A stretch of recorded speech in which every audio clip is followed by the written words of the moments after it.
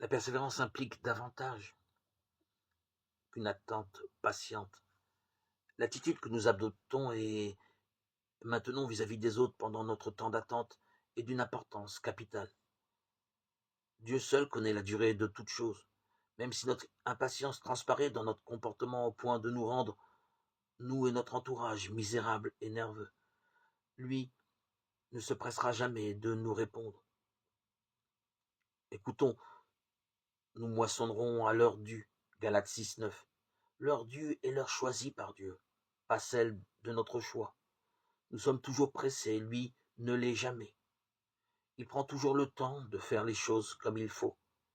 Et même si nous ne comprenons pas ce qu'il est en train de faire, lui le sait. Et cette assurance devrait nous suffire.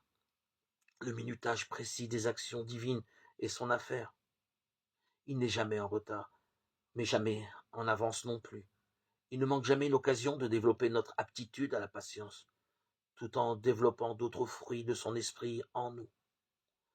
Beaucoup de choses doivent culminer en victoire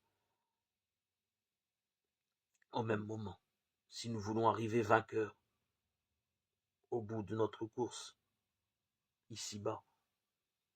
Faire fructifier notre potentiel de talent sans enrichir notre force de caractère en tant que chrétien ne glorifiera en rien notre Père.